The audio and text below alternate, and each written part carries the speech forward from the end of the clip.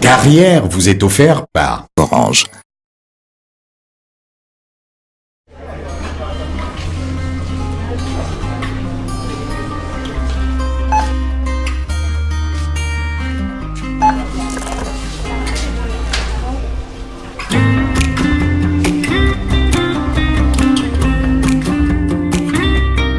Chérie, ça devrait faire l'affaire. Parce que manquer d'argent, ça peut vraiment être gênant. Orange met à votre disposition la carte Visa Orange Money qui vous facilite l'accès à votre compte Orange Money sans contrainte. Retirez votre argent de tout distributeur Visa au Cameroun et réglez vos achats facilement et en toute sécurité. Orange.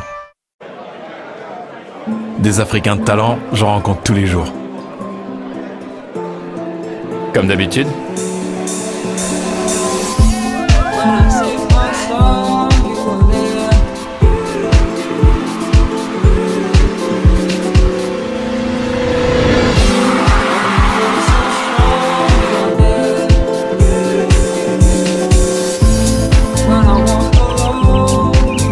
Déterminés, passionnés par ce qu'ils ont choisi de faire.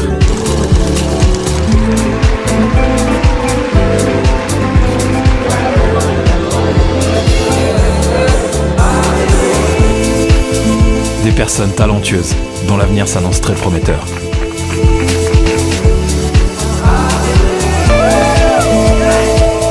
De telles personnes, je suis fier d'en avoir rencontré sur le continent. Des Africains de valeur qui partagent tous l'amour de leur continent autour d'une Castel Beer. Castel Beer, le goût de la réussite. Les brasseries du Cameroun.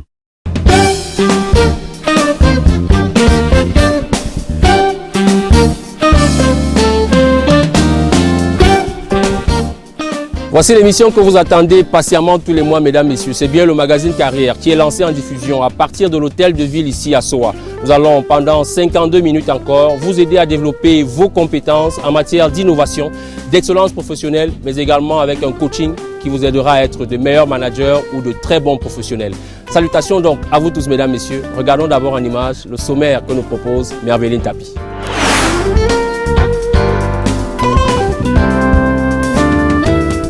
Bienvenue dans votre magazine Carrière. Au sommet de cette autre livraison de votre programme, nous vous présentons un concept novateur qui facilitera désormais vos déplacements à travers le triangle national. Que ce soit par avion, par train ou par bus, vous pouvez obtenir votre place à bord sans forcément vous déplacer grâce à l'application mobile Waka Ticket. Toujours dans le registre des innovations, allons à la découverte d'un métier peu connu dans notre société, mais qui peu à peu s'installe. Le médecin informaticien, une profession qui combine médecine et informatique pour un meilleur suivi des patients. Nous sommes allés à la rencontre de l'un des rares praticiens de cette discipline. C'est à suivre dans votre programme. Il est le tout premier Africain à avoir publié un livre sur Barack Obama. Diplômé d'un PhD en sciences politiques, option relations internationales, il est également professeur émérite d'université.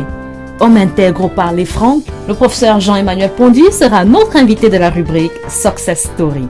La plaque là, tu sais qui c'est? Tu es de Soa? Tes parents ont grandi ici à Soa? Merci. Demain, tu seras un grand homme. Mesdames, messieurs, vous avez donc regardé là le sommaire de ce magazine. Installez-vous, nous commençons à dérouler le contenu tout de suite.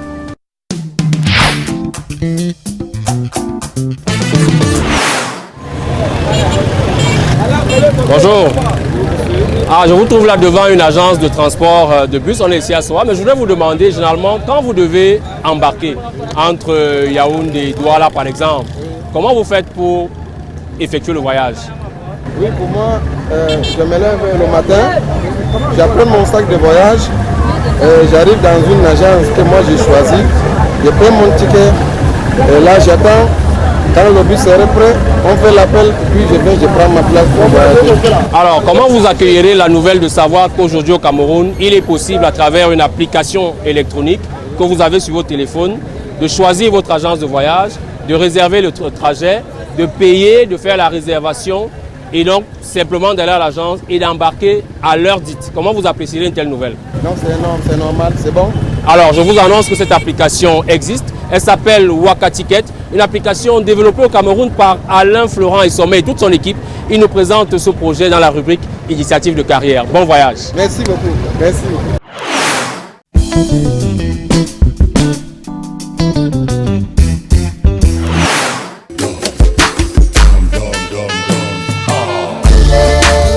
Bonjour, bienvenue à l'équipe carrière, Alain Florent et Sommet, directeur fondateur de Waka Ticket. Suivez-moi, je vous présente mon équipe. Nous avons ici Joël, qui est le responsable des commerciaux ici à Yaoundé, Divan, qui s'occupe de tous les transporteurs et toute l'équipe de Yaoundé que vous voyez là. Il y a Amandine, Michel, Betty, de l'autre côté vous voyez Ariel et tout au fond Isaka. Nous avons encore deux responsables à Douala qui s'occupent de notre petite team à Douala. Je vous présente M. Samuel, qui est le responsable du marketing et de la communication. Vous êtes bien dans nos locaux et bonne arrivée à l'équipe carrière.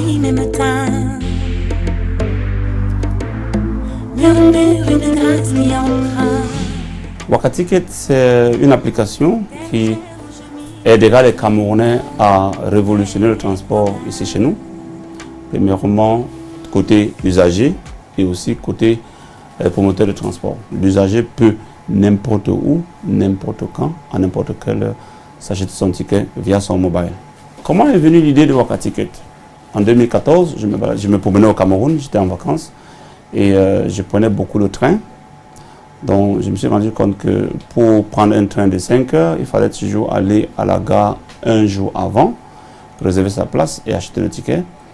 Malgré cela, le jour d'après, quand je partais voyager, il fallait encore aller à l'agence un peu tôt, m'aligner, présenter ma carte d'identité, laisser mon nom et autre chose avant de voyager. Le retour, la même chose. J'ai compris que là derrière, il n'y avait pas une banque de données qui permettait d'identifier tout de suite son voyageur et de ne plus lui poser la même question. Donc, j'ai commencé à réfléchir là-dessus quand je suis rentré donc, en Allemagne. J'ai étudié le marché et c'est là où j'ai donc écrit le concept Waka Ticket et je me suis mis à développer et jusqu'à aujourd'hui l'application est finie, l'application est fonctionnelle.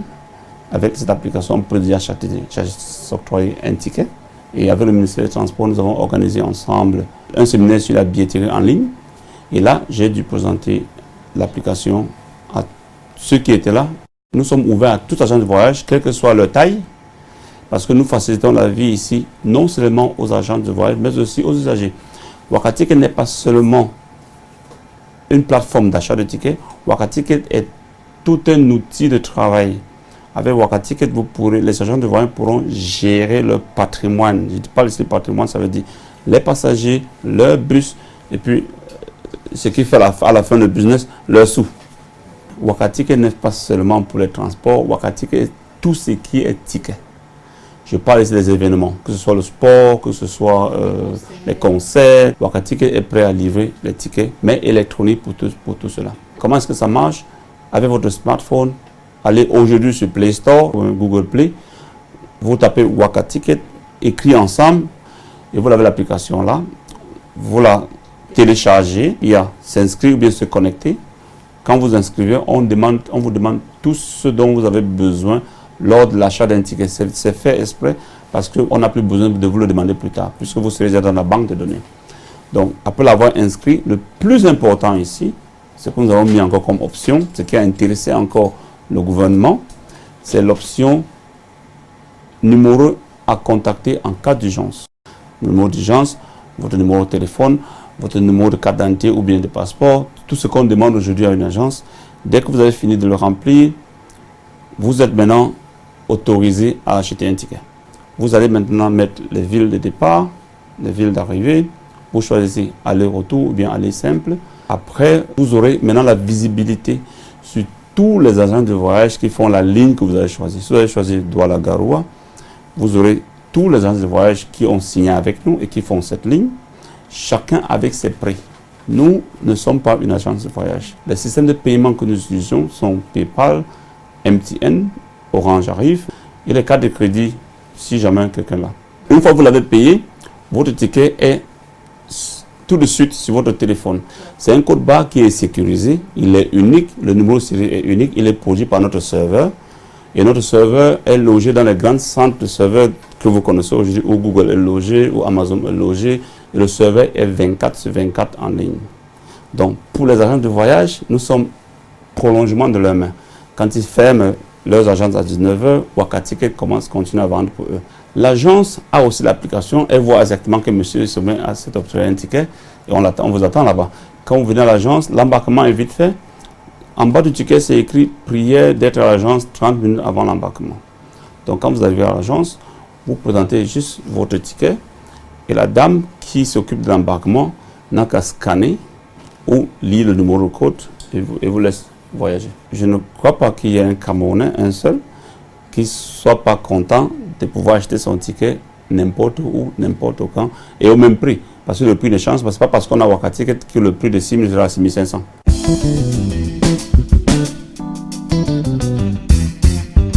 Les difficultés que j'ai rencontrées dans l'implémentation de Wakaticket, au départ, je l'ai conçu à un niveau très élevé. Je pensais même à quelqu'un qui pouvait réserver sa place, même numérotée.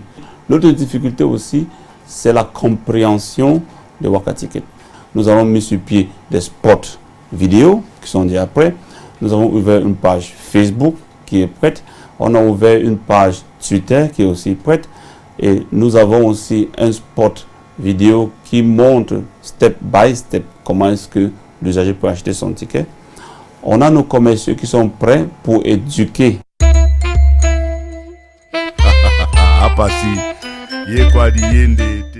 D'abord, je dis merci au ministère des Transports qui nous a soutenus, qui nous a invités aussi pour pouvoir présenter l'application. Et je crois que le gouvernement ne doit pas s'arrêter à encourager la diaspora de rentrer investir au Cameroun parce que nous sommes nombreux. Les attentes vis-à-vis de mes clients, c'est d'être réceptif.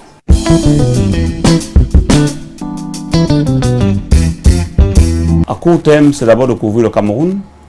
À moyen terme, couvrir l'Afrique centrale. Et à long terme, toute l'Afrique. Donc, nous sommes déjà en collaboration avec des agents de voyage en Côte d'Ivoire, en République centrafricaine et pour le Togo.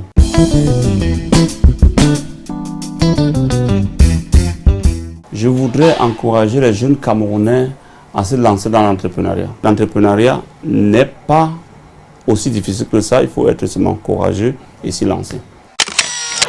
Lorsque deux domaines de savoir sont mis ensemble et donnent naissance à une expertise recherchée, moderne et innovante, cela s'appelle de la spécialisation. Il s'agit ici de découvrir le métier de médecin informaticien qui est un alliage de la médecine et de l'informatique.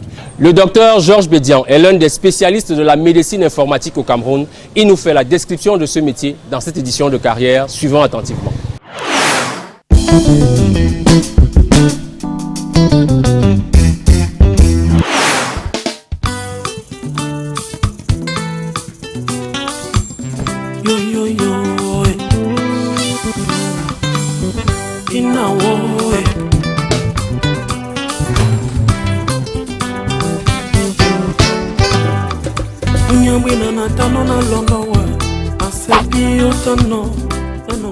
Disons qu'un médecin informaticien, c'est un spécialiste dans le domaine qui appelle l'informatique médicale.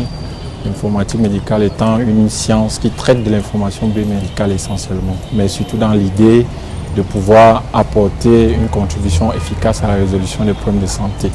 Donc un médecin informaticien, c'est donc celui qui, tous les jours, réfléchit à comment utiliser le potentiel que regorgent les technologies de l'information pour pouvoir résoudre ces problèmes-là. Donc ça passe par des applications dans le domaine des soins, dans le domaine de la recherche, et puis également dans le domaine de l'enseignement, parce qu'il est question aussi de former des générations futures.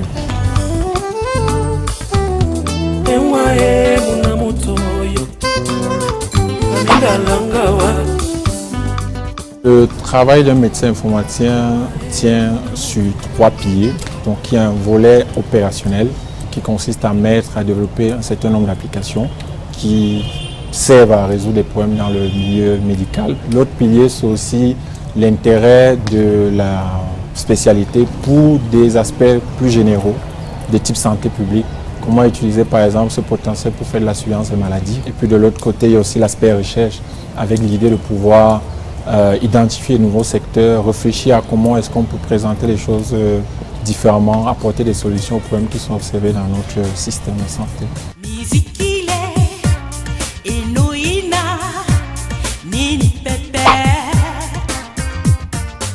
Particulièrement, j'ai travaillé dans plusieurs équipes. Donc, une des applications les plus connues dans laquelle j'ai travaillé, c'est l'utilisation, par exemple, d'un logiciel qui fait de l'enseignement à distance. Une autre application sur laquelle j'ai travaillé, c'est l'utilisation d'un logiciel de téléexpertise, avec l'idée de pouvoir mettre en relation plusieurs professionnels pour pouvoir discuter des cas cliniques difficiles. Dans notre contexte, c'est important parce que très souvent, on est face à des situations où les médecins, n'ayant pas suffisamment de compétences, ne peuvent pas prendre des décisions et prendre des cas convenablement. Donc l'idée, c'est de pouvoir mettre en relation tous ces professionnels pour qu'ils travaillent. Et puis un des projets récents sur lesquels j'ai travaillé, c'est celui de la mise en place d'un dossier patient électronique à la maternité de l'hôpital central, où là, l'idée, c'est de pouvoir stocker de manière permanente ces informations-là, de manière à ce que les patients, lorsqu'elles sont revues par les différents acteurs, les différents prestataires de soins, que ces informations puissent être retrouvées et mises à disposition en temps opportun et au lieu où il faut.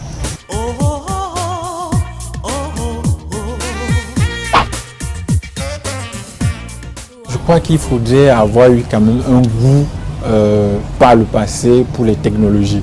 Moi, en l'occurrence, c'est une ambition que j'avais de pouvoir être ingénieur, mais à l'époque quand même dans le domaine du génie civil. Et puis progressivement avec le temps, je me suis posé la question de comment est-ce que je pouvais concilier ce métier que j'avais appris là, qui est la médecine, avec autre chose. En plus de cela, il faudrait par exemple avoir développé une certaine passion pour quelque chose de novateur dans ce sens.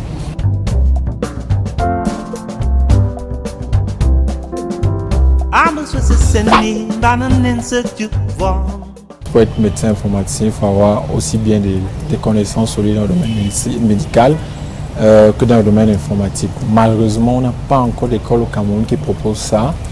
Moi, j'ai dû acquérir en fait ces connaissances-là à l'étranger, en Suisse notamment. Bon, disons que ça fait partie des nouveaux métiers dans le domaine de la santé. Et comme toute nouvelle chose, ça coûte encore relativement cher. Moi, j'ai séjourné là-bas pendant à peu près 8 ans et chaque année, il fallait débourser à peu près 3,5 millions à 4 millions de francs pour être formé. Donc, c'est une formation qui coûte assez cher pour l'instant. Je pense qu'il n'y a pas d'âge limite.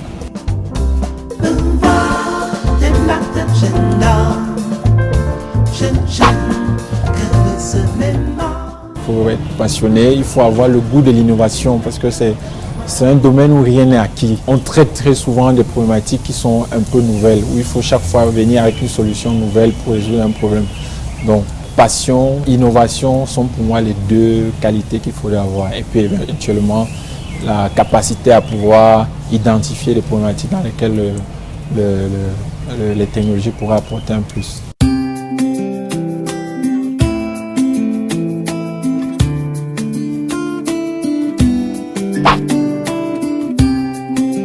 C'est un métier qui est à cheval entre deux spécialités et qui réunit plus ou moins les contraintes des deux milieux.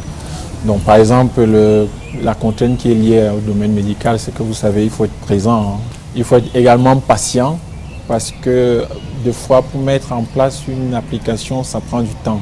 Et puis également, toutes ces contraintes un peu infrastructurelles, là, surtout dans notre milieu où tout ce qui est technologie, infrastructure pour le développement des technologies n'est pas assez mature. Donc il y a pas mal de contraintes qu'il faut satisfaire, notamment Internet, toute l'infrastructure matérielle qu'il faut avoir, ça demande des serveurs, ça demande aussi beaucoup d'argent. Donc ça c'est même d'ailleurs une contrainte majeure, hein, les finances. Pour pouvoir exercer le métier d'informaticien médical, par exemple, dans un hôpital, le prérequis, c'est avoir de l'infrastructure.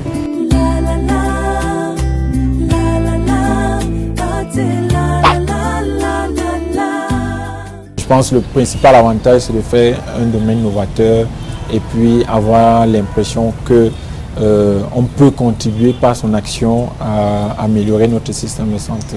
Disons que là où j'étais, un médecin informaticien normal, sans avoir une compétence particulière, donc ou soit un rang administratif particulier, gagne entre 10 et 15 millions de francs CFA par mois. À côté de ça, il y a la possibilité de piloter pas mal de projets de recherche qui s'évaluent en millions d'euros très souvent. Donc du coup, si on a une casquette de chercheur, et étant informaticien médical, travaillant dans un hôpital, on gagne très bien sa vie parce qu'on arrive à lier les deux opportunités.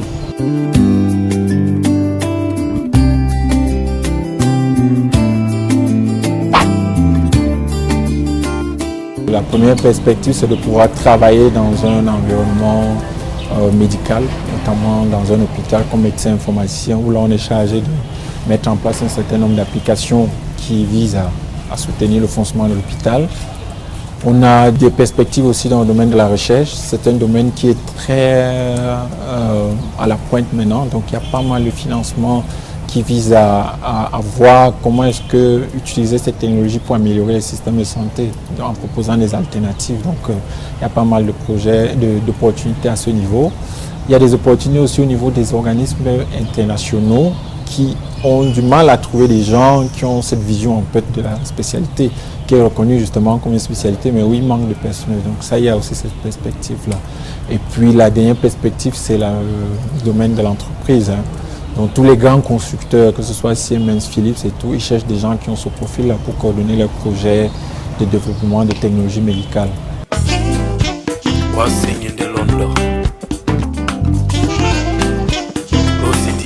Je pense que ce qui est important, et c'est le conseil que je peux donner à nos jeunes pour pouvoir travailler dans ce domaine, c'est de pouvoir rêver. Très souvent, on a l'habitude de vouloir choisir des métiers qui sont déjà tout tracés, mais l'informatique médicale, c'est quelque chose de passionnant qu'à travers ce domaine-là, on peut rêver, on peut innover, on peut proposer de nouvelles solutions, on peut faire un certain nombre de choses.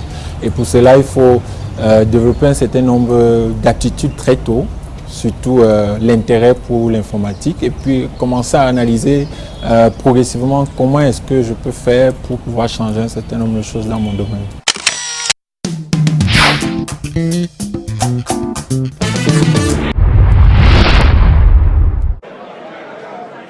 Des Africains de talent, j'en rencontre tous les jours.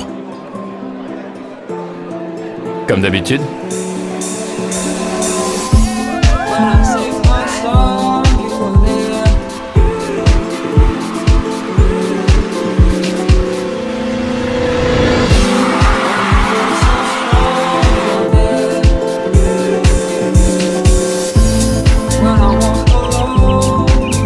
Déterminés, passionnés par ce qu'ils ont choisi de faire.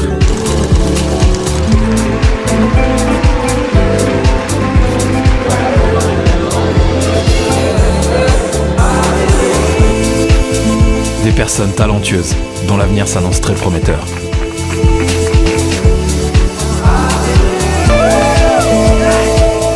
De telles personnes, je suis fier d'en avoir rencontré sur le continent. Des Africains de valeur qui partagent tous l'amour de leur continent autour d'une Castel Beer. Castel Beer, le goût de la réussite. Les brasseries du Cameroun. We will all love to carry out our mobile payment transactions whenever we want. With the Orange Money application available on Google Play, you can perform your transactions with incredible ease. Do your money transfer with total simplicity. Do your shopping in partner shops and supermarkets. Pay your bills at any time without moving. Manage your bank account anywhere and at any time. Buy airtime for yourself and for your Orange contacts. It's all about what matters to you. Orange. Nous sommes venus à Soa, vous l'aurez compris maintenant, sur les traces de l'un des enseignants émérites des universités camerounaises, l'un des plus emblématiques, le professeur Jean-Emmanuel Pondy, qui est un internationaliste bien connu, mais dont l'histoire n'est pas toujours celle que vous connaissez. Alors, il a accepté d'être notre invité de la rubrique Success Story pour nous raconter sa fabuleuse histoire à travers ses nombreuses publications, mais également son esprit panafricaniste et son engagement pour le développement de l'Afrique. Le professeur Jean-Emmanuel Pondy se raconte dans notre rubrique Success Story. Je vous invite à suivre très attentivement l'entretien qu'il nous accorde dans cette édition.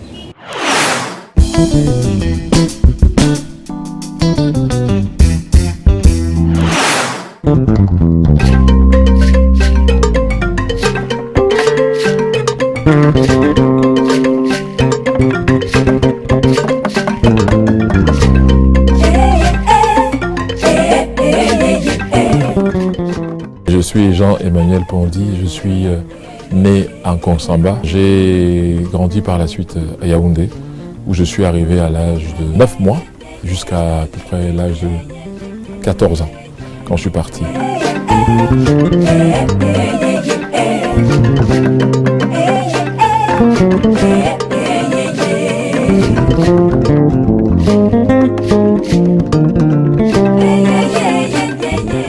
L'école du centre administratif, qui est toujours là aujourd'hui, a été là où j'ai fait mes études primaires. En réalité, l'école primaire était plutôt une école française à l'époque, parce que 98% des enseignants étaient des coopérants français. Je dirais également que 90% ou 75% des élèves n'étaient pas des Camerounais non plus. Donc c'était davantage une école française. Et ce qui était un peu gênant, c'est qu'on apprenait des choses pas d'ici, quoi. Bon, la géographie, pas du Cameroun, l'histoire non plus. Ensuite, secondaire au lycée Leclerc. Bon, c'était un lycée qui avait une particularité qui n'existe plus aujourd'hui, c'était l'internat. Et l'internat du lycée Leclerc, c'était vraiment les 10 régions du Cameroun qui s'y retrouvaient. Mon père avait décidé que nous devions aller à l'internat, bien que notre maison se trouvait à Yaoundé.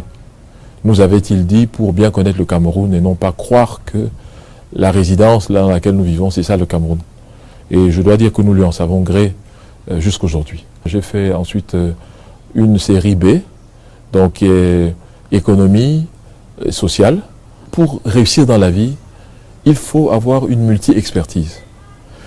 Ceux qui sont focalisés sur une chose, qui savent très bien faire, s'en sortent difficilement parce qu'une fois que le domaine de leur expertise n'est plus à leur disposition, ils sont perdus dans la vie. Et c'est la raison pour laquelle il faut développer, c'est un conseil, une pluralité de connaissances. Et c'est ça qui vous rend intéressant. Alors après le lycée Leclerc, mes parents sont envoyés comme diplomates à l'étranger, et donc je dois partir avec eux. Mais on commence par le Zaïre de l'époque, et après, je vais en France. Alors en France, c'est là que je fais la série AB, seconde, qui donne sur la première B et la terminale B. Alors les choses se passent très bien, puisque je ferai mon bac en 1977.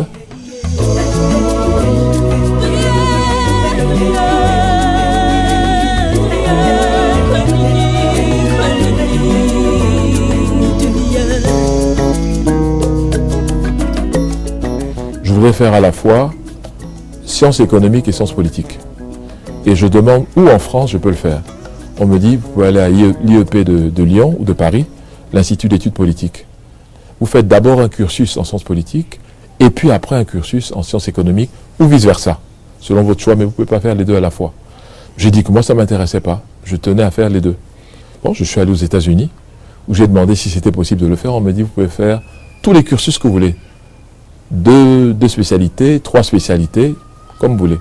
Donc c'est ainsi que je suis allé donc à l'Université d'État de New York, où j'ai fait un cursus en sciences politiques et sciences économiques au niveau de la licence.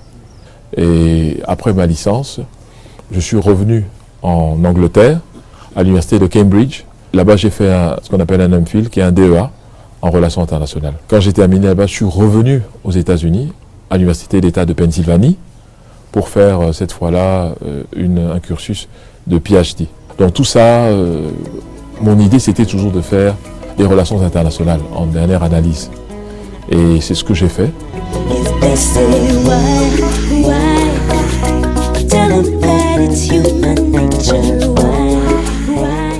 Il ne faut pas simplement faire des choses de manière approximative. Et c'est ce qu'on peut reprocher à beaucoup de jeunes. C'est de faire de l'à peu près dont ils se satisfassent. C'est-à-dire qu'au bout d'un moment, si c'est à peu près cela, bon, si celui qui corrige est à peu près satisfait, c'est bon. Eh bien non. Parce que dans la vie, quand on va choisir les gens, on ne prendra jamais ceux qui font de l'à peu près. On prendra toujours ceux dont on est sûr qu'ils font le kilomètre en plus, qu'on a dit en anglais, the extra mile. C'est ceux-là qu'on va choisir. Jamais mes parents ne m'ont imposé de faire telle ou telle étude, telle filière ou telle autre. Jamais. Tout ce qu'ils voulaient et tout ce qu'ils souhaitaient, c'est que je fasse bien ce que j'ai décidé de faire.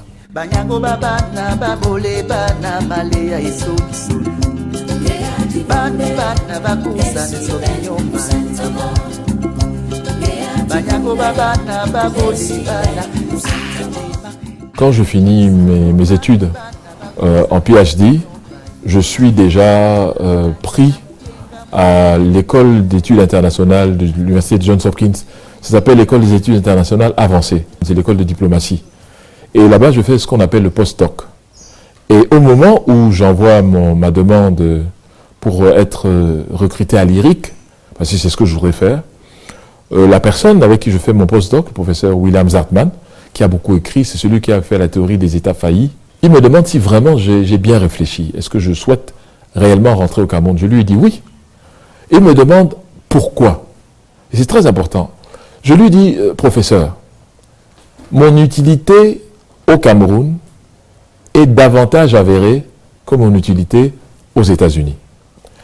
L'apport que je peux faire dans la société camerounaise et pour l'Afrique est bien plus important que ce que je peux faire ici, où il y a déjà des milliers de spécialistes dans mon domaine. Nous sommes exactement en 1985, parce que je soutiens ma thèse de doctorat en décembre 1985. Il est vraiment étonné et me dit, bon, il faudra réfléchir avant de prendre une décision finale. Je lui dis, d'accord, pour vous faire plaisir, mais moi j'ai déjà réfléchi. Et donc j'envoie mon dossier. Il y a le conseil d'administration de l'université de Yaoundé de l'époque qui reçoit la demande et qui l'agrée. Je lui donne donc l'information que je partirai l'année prochaine, puisque j'ai été recruté comme assistant à l'Institut des relations internationales du Cameroun. J'avoue que il me parle des aspects financiers. Je lui ai dit que justement, pour moi, ce n'est pas ça le plus important. Je suis parti des États-Unis en promettant au professeur Zartman. Je lui ai dit que je ferais ma carrière au Cameroun avec la même méthode, avec la même rigueur, avec la même ténacité que si j'étais resté aux États-Unis. Et il m'a dit, bon, je sais que je peux vous faire confiance. Et je suis parti. Donc j'arrive à l'IRIC, j'ai exactement 27 ans. Je fais le parcours sur le plan universitaire, qui est le parcours vraiment sans problème. Assistant, 2 ans après, chargé de cours, 6 ans après, maître de conférence, 4 ans après, professeur titulaire. Donc à 45 ans, je suis professeur titulaire. Dès que j'arrive, la toute première conférence que je donne, c'est en avril 1986. Ça s'appelle l'OUA du panafricanisme politique au panafricanisme économique. Je me rappelle très bien.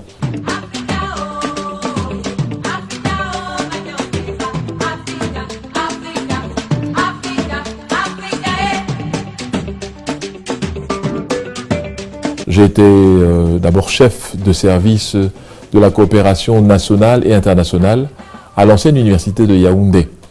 Donc ça c'est en 92, hein. Et ensuite en 93, j'ai été nommé secrétaire général de l'IRIC, de l'Institut des relations internationales du Cameroun. En 1999, j'ai été nommé directeur de l'IRIC. 1999 jusqu'en 2005, après secrétaire général de l'université de Yaoundé 2, ensuite secrétaire général de l'université de Yaoundé 1, où je me trouve actuellement. Bon, pour ce qui est des conférences, franchement, c'est pas moins de 600 conférences données jusqu'à présent. J'ai 75 articles, mais ce sont des articles de revues spécialisées, pas les articles qu'on publie dans les journaux. Bon, ça, on ne peut pas vraiment compter parce qu'il y en a énormément. Sur le plan des ouvrages, j'ai 21 ouvrages maintenant. Bon, ça part surtout dans un domaine bien précis, qui est les relations internationales africaines. Parce que ma spécialité, comme dans chaque domaine scientifique, on ne peut pas tout faire à la fois. La science politique est subdivisée en 5 grandes rubriques, si vous voulez. En tout cas aux États-Unis. Vous avez la politique nationale. Vous avez ce qu'on appelle la philosophie politique. Il y a des expertises là-dessus. Vous avez ensuite ce qu'on appelle la politique quantitative. Ensuite, vous avez ce qu'on appelle la politique comparée. Et enfin, vous avez naturellement les relations internationales. Et moi, ma spécialisation, c'est les relations internationales. Mais à l'intérieur, c'est les relations internationales africaines. C'est-à-dire tout ce qui a trait aux relations entre l'Afrique et le monde, d'une part, et le monde et l'Afrique, d'autre part. Et donc, c'est dans ce domaine que j'ai surtout publié. Et l'OUA a été mon point de focalisation, qui est devenu aujourd'hui l'Union africaine.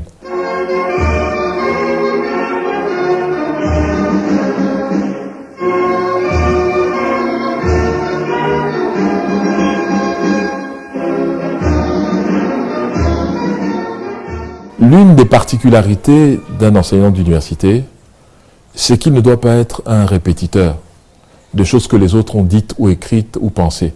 La transmission du savoir est une chose extrêmement importante. Mais la production de la connaissance, être à la lisière de sa science, c'est ce qu'on attend des professeurs d'université. Ce n'est pas simplement de répéter un cours ou de le transmettre, ce qui implique donc que vous devez être aux avant-postes de votre domaine de connaissance. Et moi, ce qui m'a surtout impressionné, c'est de constater qu'il y a un paradoxe en Afrique. L'Afrique est le continent, matériellement parlant, le plus riche du monde. Des 5 continents de la planète, aucun n'a ou ne renferme la richesse de l'Afrique, dans tous les domaines, y compris la ressource humaine, où nous avons plus de 500 millions d'Africains aujourd'hui qui ont moins de 18 ans. C'est-à-dire que le futur, en termes humains, est africain. Ma question, qui a toujours gouverné ma recherche, c'est celle de savoir comment expliquer qu'un continent aussi riche, aussi pourvu, aussi doté de tout ce dont on a besoin pour être heureux, renferme la population du monde la plus pauvre et la plus misérable, soi-disant. Et donc, c'est ce paradoxe qui a toujours entraîné, disons, l'enthousiasme de mes recherches.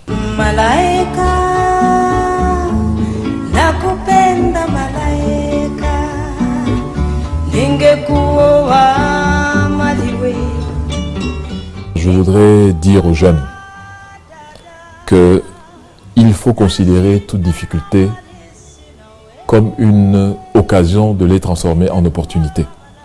Il ne sert à rien de se lamenter, de s'apitoyer sur soi-même, d'invoquer toutes sortes d'excuses pour ne pas agir.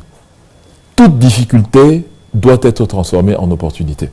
Donc j'ai, comme tout le monde, bien sûr, connu quelques difficultés, pas peut-être insurmontables, mais bien sûr. La première étant qu'on vous fait tout de suite le procès de votre appartenance sociale. Tout ce que vous avez fait, ce n'est pas vous-même, c'est toujours parce que c'est votre père qui a ouvert les portes, qui a fait ceci, qui s'est même assis pour faire vos diplômes. Mais je peux vous assurer, vraiment, que pour entrer à Oxford ou à Cambridge, pour entrer à la London School of Economics, personne ne vient regarder qui est votre père ou qui est votre mère. Personne. L'un de mes soucis, c'est vraiment la jeunesse camerounaise, la jeunesse africaine.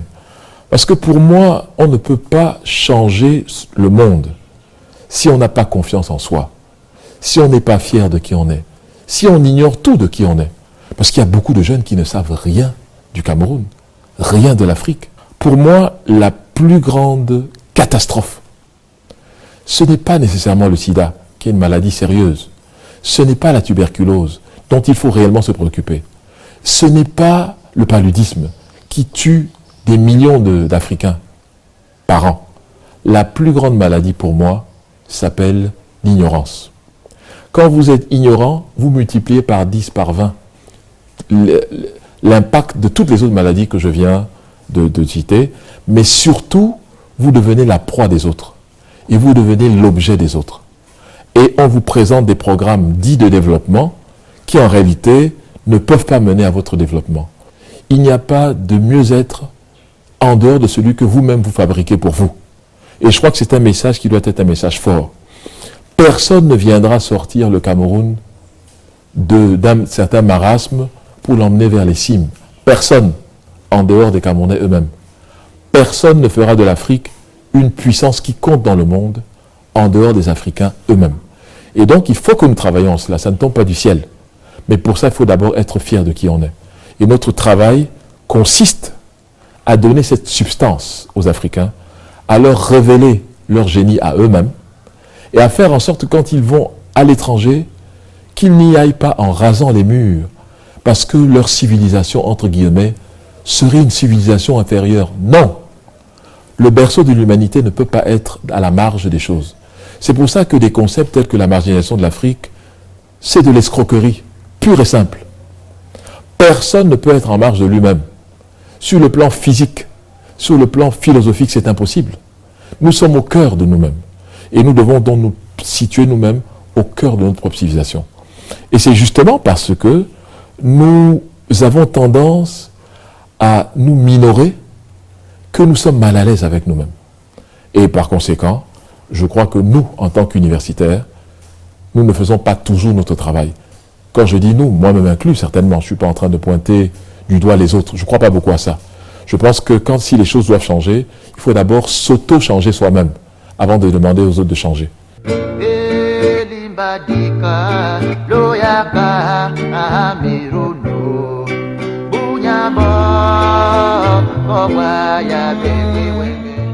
Pour moi, la meilleure récompense que je puisse reconnaître, c'est le fait d'avoir formé plus d'une vingtaine de promotions, de générations de jeunes. Et pas seulement au Cameroun, croyez-moi. J'enseigne un peu partout. J'enseigne partout en Afrique, j'enseigne partout en Europe. Depuis que l'Académie diplomatique de Vienne a été créée, il y a 350 ans, il n'y a jamais eu de professeur africain là-bas. Donc je suis fier d'avoir pu casser ce tabou. J'ai 2 cours, un qui s'appelle Relations internationales africaines et l'autre Résolution des conflits en Afrique. Je suis officier de l'Ordre national de la valeur, c'est vrai, et c'est pourquoi je suis content.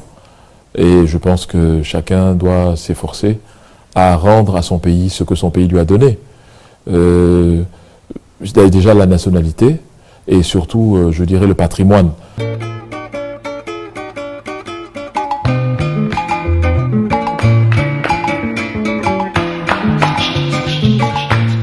La jeunesse est un état de transition, qu'ils ne s'y perdent pas. C'est-à-dire que les jeunes d'aujourd'hui sont, s'ils ont de la chance, les vieux de demain, tout comme les vieux d'aujourd'hui étaient les jeunes d'hier. Il ne faut pas être conformiste, dans le sens où on vous dit, vous ne pouvez pas faire ceci, vous ne pouvez pas faire cela. Tous les livres que j'ai écrits, c'est d'abord à destination de la jeunesse. On ne va pas à l'école pour être des robots et des magnétophones. Aujourd'hui, l'Afrique n'a pas besoin de robots et de magnétophones qui répètent bêtement des choses qu'ils ne comprennent pas et qui ne nous servent à rien. Et il faut justement avoir une conviction de faire. Et cela se résume dans la maîtrise de son domaine.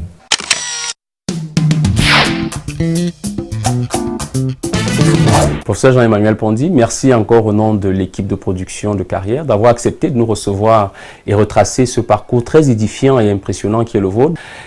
Oui. Précisément à l'attention des diplomates, vous qui en avez formé beaucoup en 30 ans, hein, qu'est-ce que vous leur donnerez comme conseil professionnel? Je voudrais dire que la diplomatie aujourd'hui a changé de caractère.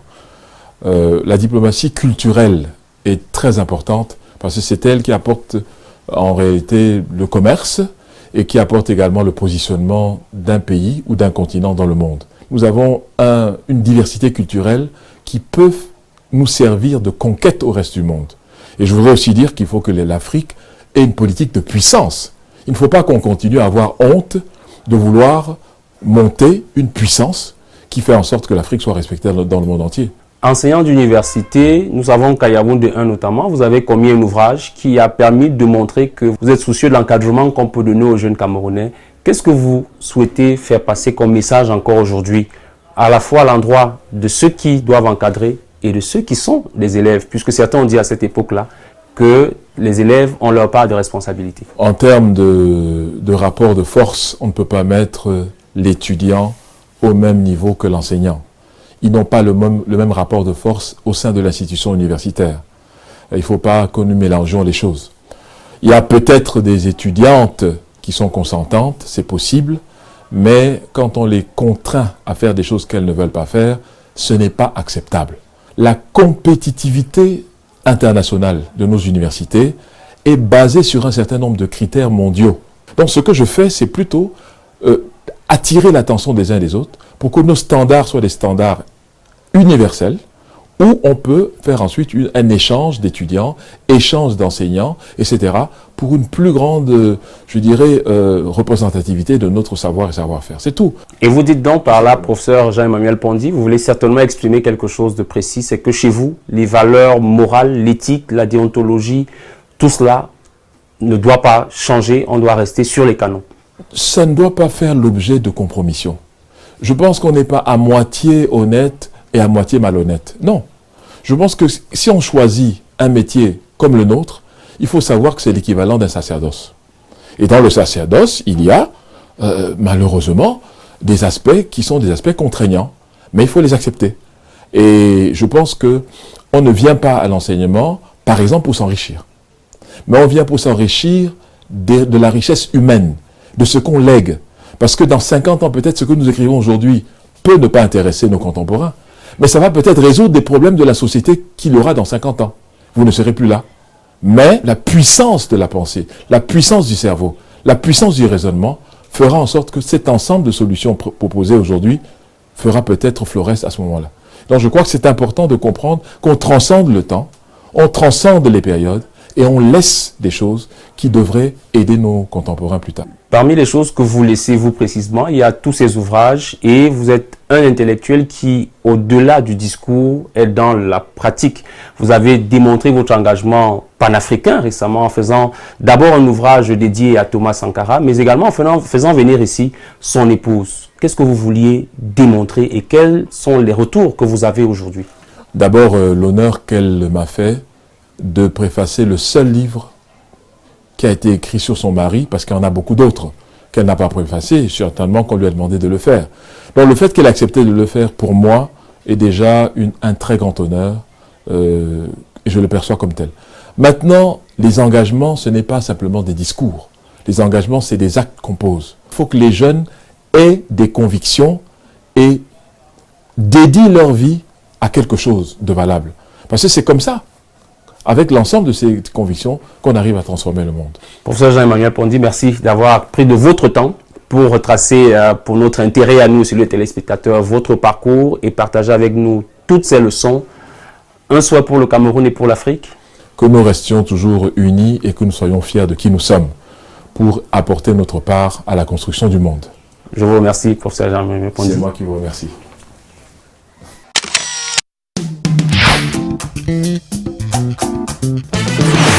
À l'ère du tout numérique et vu la place que prennent désormais les réseaux sociaux dans notre environnement et dans nos modes de communication, il est important pour mieux s'adresser à ces communautés d'avoir une bonne stratégie digitale. Là-dedans, il faut compter avec une approche de contenu très importante, bien structurée et suffisamment orientée. Chedjou Kamdem est spécialiste en gestion des communautés virtuelles. Il répond à la question « Pourquoi avoir une bonne stratégie de contenu ?» C'est dans la rubrique « Coaching ».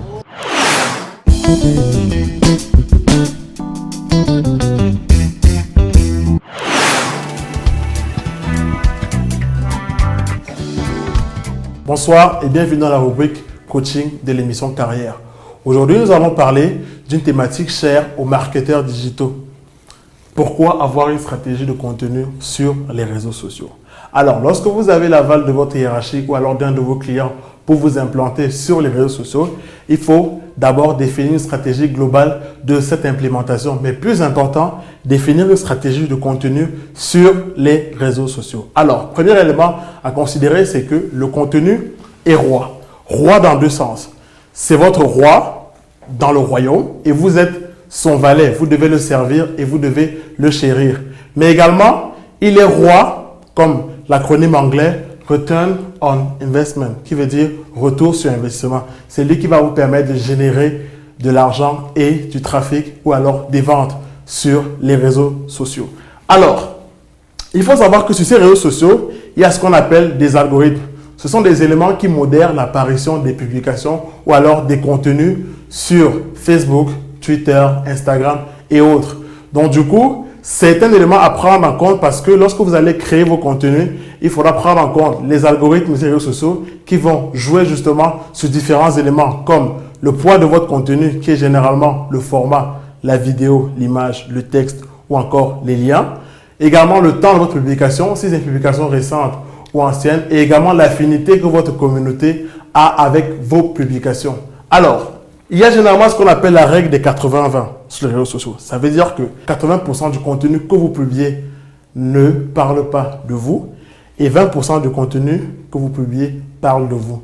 Ça veut dire que vous devez publier du contenu pertinent pour votre cible. Car votre cible, elle est pertinente à vos yeux. C'est votre seul centre d'intérêt. Mais votre cible a plusieurs centres d'intérêt et vous en faites partie. Donc du coup, lorsque vous allez publier ou faire du contenu sur les réseaux sociaux, considérez d'abord cette règle des 80-20. Vous pouvez par exemple parler des activités de votre domaine d'activité. Pas forcément de vous. Parler des informations pratiques, des trucs utiles à de votre communauté qu'elle pourra partager à leurs contacts.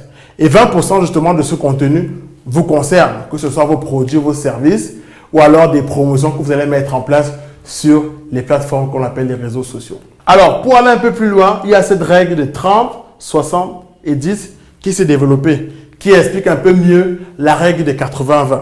Ça veut dire que 30% du contenu que vous publiez, c'est du contenu propre. 60% c'est du contenu externe. Donc, du coup, vous voyez déjà que le contenu externe est 2 fois plus important que votre contenu propre. Et les 10% comprennent des contenus promotionnels. C'est-à-dire, lorsque vous allez faire de la publicité, lorsque vous allez pouvoir vendre, indiquer aux gens le prix d'un de vos produits ou de vos services, la localisation géographique de ceux-ci pour permettre aux gens d'aller acheter ou de se renseigner, vous allez pouvoir utiliser cette tranche de cette règle. Donc, du coup, ce qui est important à savoir, c'est que sur les réseaux sociaux, vous allez publier du contenu d'abord pertinent pour votre communauté. Ne pensez pas que c'est parce que vous publiez du contenu sur vos produits en indiquant la somme, la localisation géographique et généralement un code promo que ça va être forcément pertinent pour votre cible. Il faut déjà penser à mettre en avant la valeur ajoutée de ce service ou de ce produit. En résumé, nous avons pu voir que le contenu est roi, c'est-à-dire que c'est lui que vous devez chérir et également c'est lui qui va vous générer des ventes. On a également vu que vous avez des algorithmes qu'il faut prendre en compte sur les réseaux sociaux et qu'il y a 2 règles qu'il faut avoir en tête lorsqu'on va écrire sa stratégie de contenu. La règle des 80-20 et la règle des 30, 60 et 10. Merci de nous avoir suivis et rendez-vous dans une prochaine édition de l'émission Carrière. Nous sommes parvenus au terme de cette édition de votre magazine Carrière. Nous espérons, mesdames, messieurs, vous avoir inspiré travail, courage, persévérance, mais également innovation pour être davantage compétitif dans vos différentes carrières. Merci d'avoir suivi ce programme. Merci à toute l'équipe de production qui a travaillé à mes côtés pour vous servir ce menu. Notez le rendez-vous dans un mois sur votre chaîne de télévision. Ce sera une nouvelle émission avec de nouveaux contenus. À bientôt.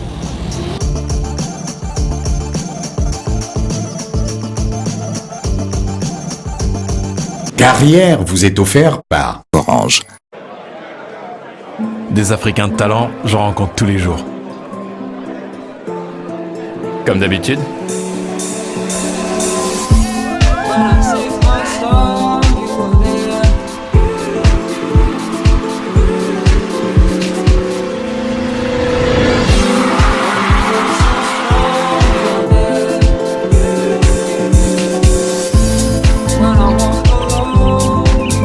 Déterminés, passionnés par ce qu'ils ont choisi de faire.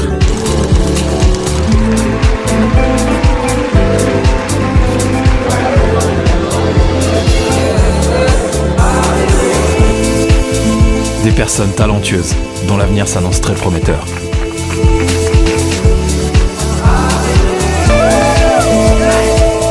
De telles personnes, je suis fier d'en avoir rencontré sur le continent. Des Africains de valeur qui partagent tous l'amour de leur continent autour d'une Castel Beer. Castel Beer, le goût de la réussite. Les brasseries du Cameroun.